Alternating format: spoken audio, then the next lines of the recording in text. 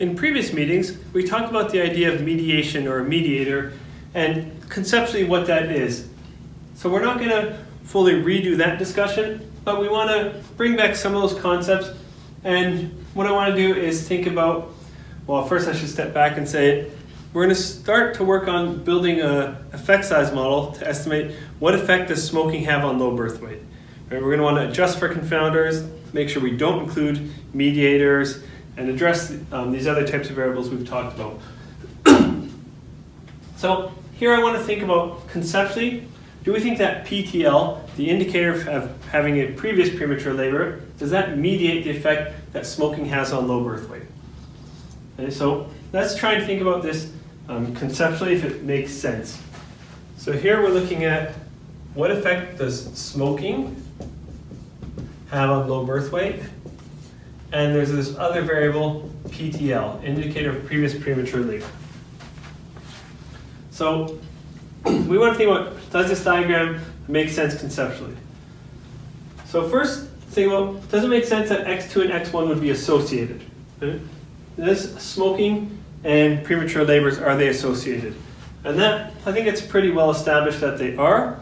If a mother's smoking during pregnancy, it increases the chance of having a premature labor. Now, do we think that X2, this variable PTL, is on the pathway between X1 and Y? Okay.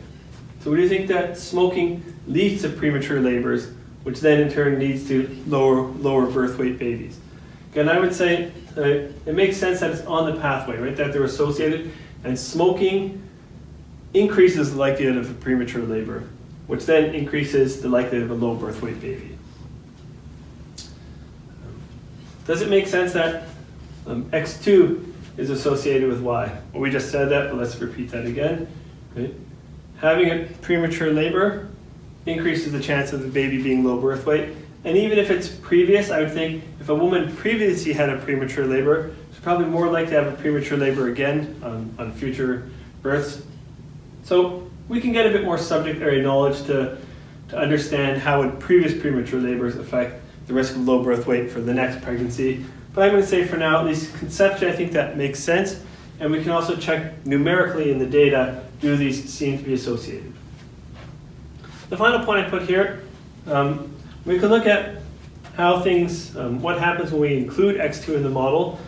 And I want to remind you, it's going to numerically look exactly like confounding. So confounding and mediation numerically behave the same.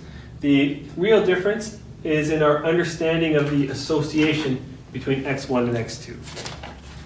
Okay, so we can think here, what does including that mediator do? If our goal is to estimate what effect does smoking have on low birth weight, here's the smoking effect. Some of it's going directly to low birth weight, some of it's going through PTL. Now we can see if we include PTL in the model, what that does is it's going to reduce the smoking effect, right? The effect of smoking that goes through PTL is not going to be captured in the smoking coefficient. Okay. So in some sense, this variable steals a little bit of the smoking effect. That's the way I've always liked to think about it. Just to parallel back to confounding, there we're looking at X2, which affects X1.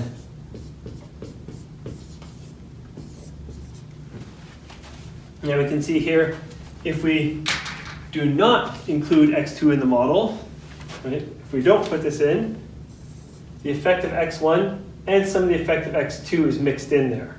Right? Some of the effect that X2 has going through X1 becomes part of the B1 coefficient. When we include X2 in the model, we can now get the effect of X1 removing the X2 confounding. So just a reminder, mediation analysis, it's a whole separate topic on its own that you can read a little bit more about. Where we're going to go with things in the course, so we're going to say if we think something's a mediator, we're going to exclude it from the model so we can try and estimate the total effect that smoking has rather than removing the mediated part of the smoking effect. So now we'll also take a look at this variable in R and examine these things, see numerically is it behaving like a mediator. But I want to really stress our conceptual understanding, we thought that this seems to make sense conceptually, is as, if not more important than what's happening numerically when we just examine some data. Stick around, guys. There's more to see, and please stay safe.